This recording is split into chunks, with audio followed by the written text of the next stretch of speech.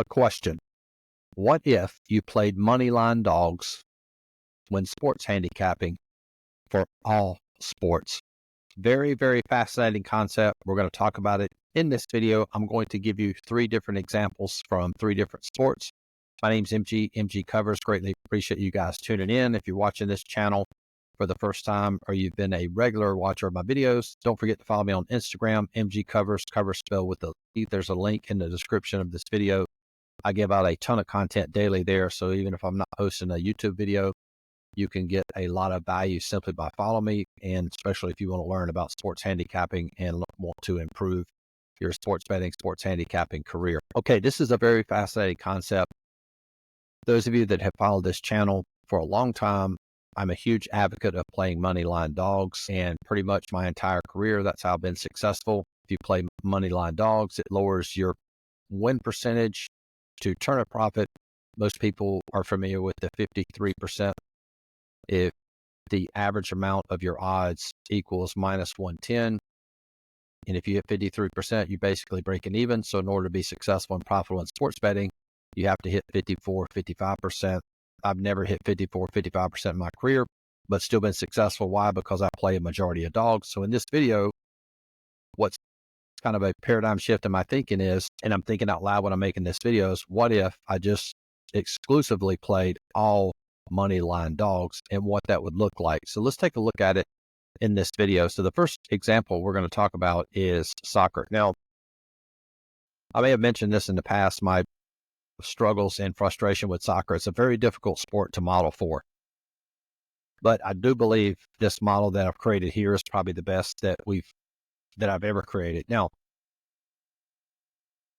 with soccer, it's a 3-way line. Now,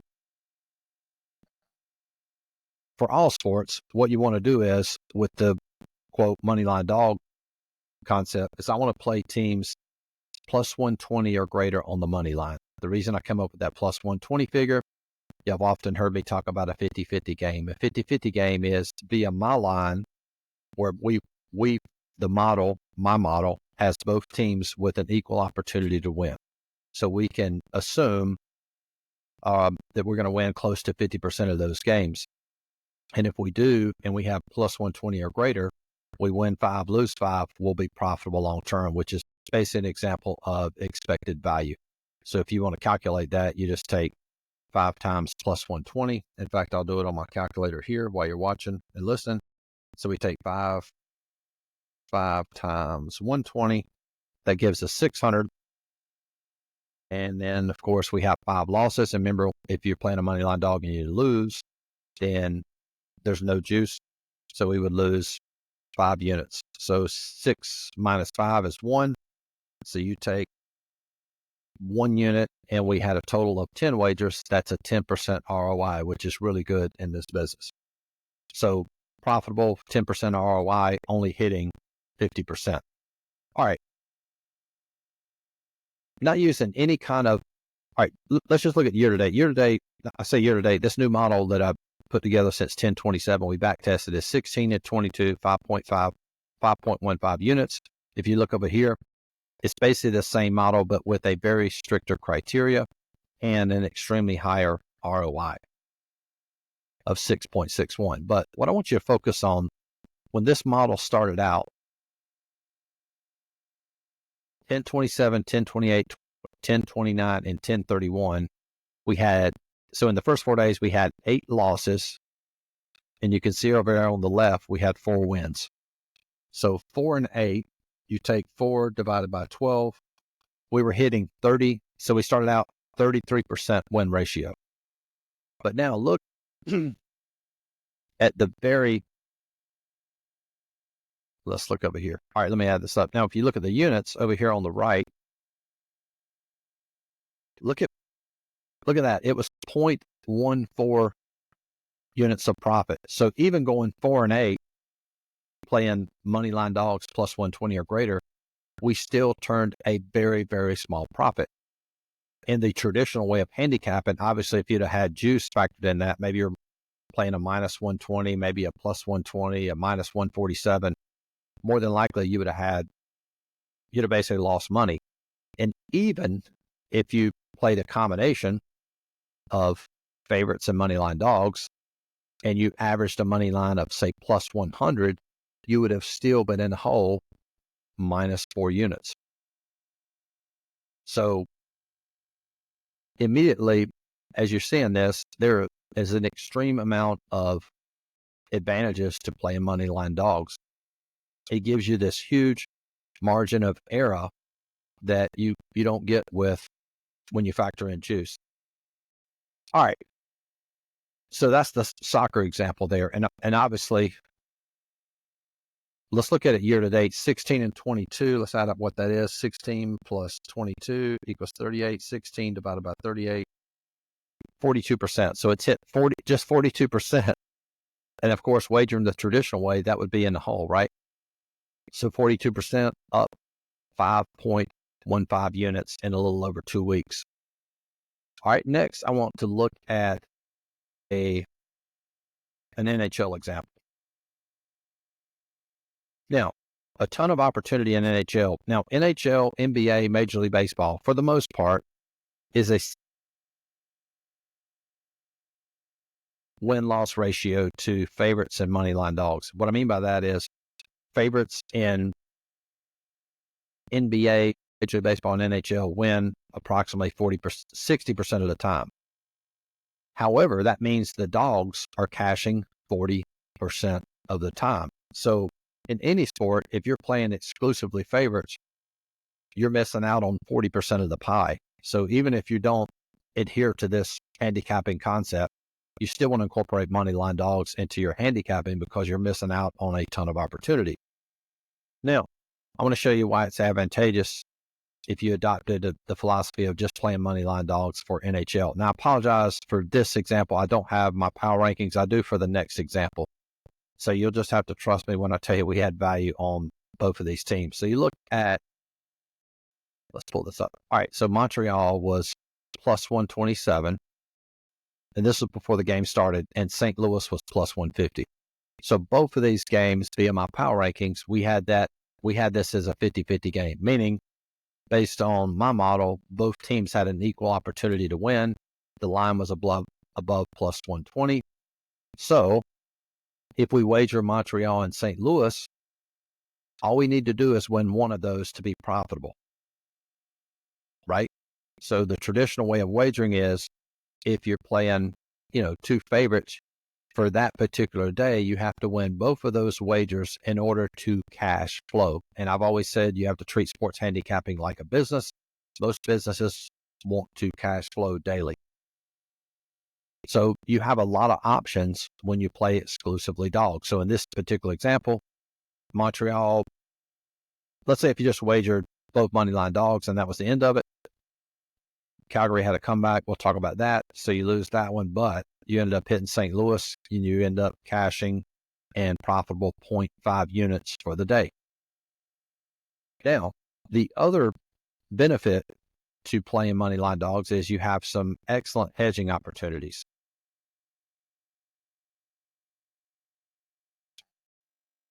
All right, so let's take a look at this screen.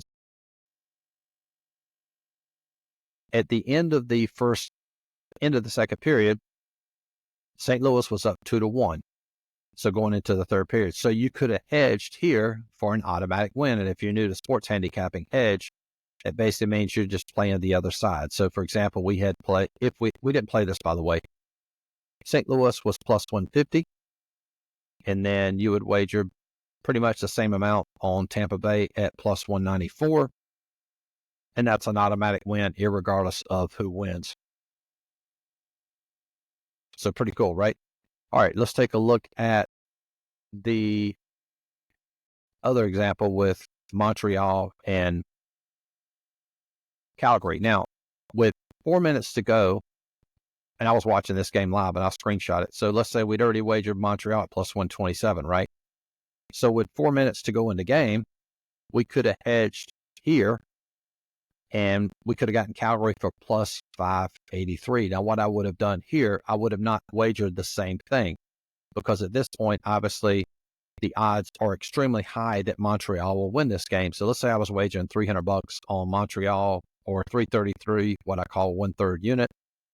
I would have probably wagered maybe 1/10 unit, $100 on Calgary, because obviously there's higher odds that Montreal would win as opposed to losing. But if I'm going to invest money, you never want to make a dead wager. There's a coaching video I made for clients. I might talk about that at the end of this video. You never want to make a dead wager. A dead wager means you're just making a wager to break even. Anytime you invest in a business, you want it to be with the opportunity to turn a profit. So here, I would have probably wagered $100. And if Calgary wins, that would still be enough to cover the amount that I wagered on Montreal.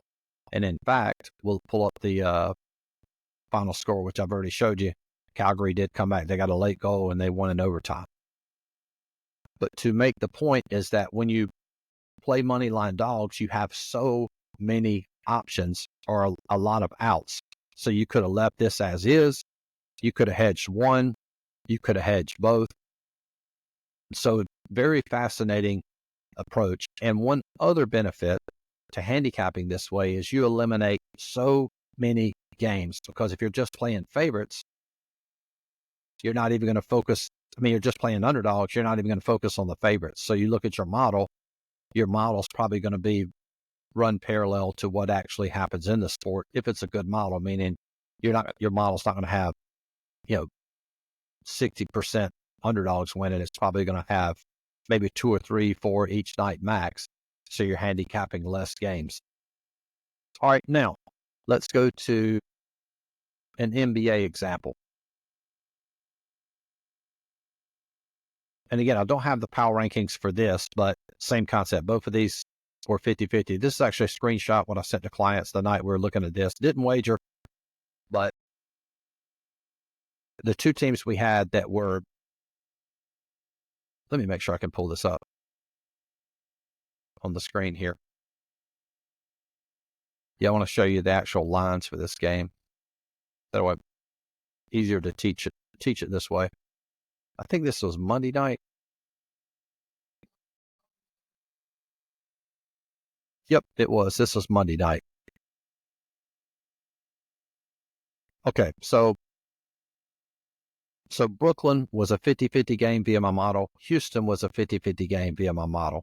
And let's go down and look at the actual odds for that. You can see Brooklyn there was +4 if you played the spread, and Houston was, depending on the book, +2, +1.5. Okay.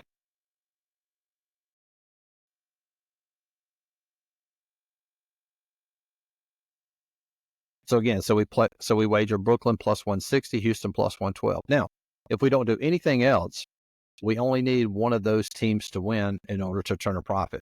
And I don't know if you could see it on the screen, but if you look down there at the bottom, I was tracking this live at 9:49. We could have hedged both of those sides.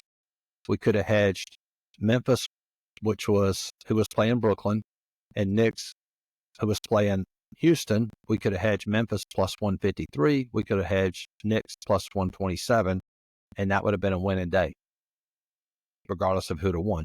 Now, if you go back to the actual results, what happened was Brooklyn actually won that game, and Houston won as well.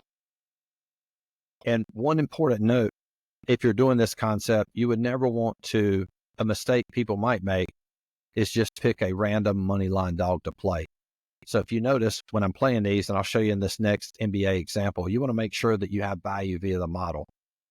So, it needs to be a 50-50 game, or if it's a underdog at the sports books, you need to make sure that you have value via your model. You don't want to just play some arbitrary money line dog, because you never, again, back to the premise of how I teach, anytime you invest money, you want to make sure that the team you're investing in, even if you are planning to hedge, you want to make sure that it's, quote, a good wager.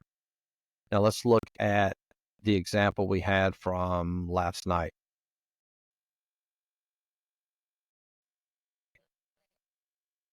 Okay, so these are my power rankings from last night.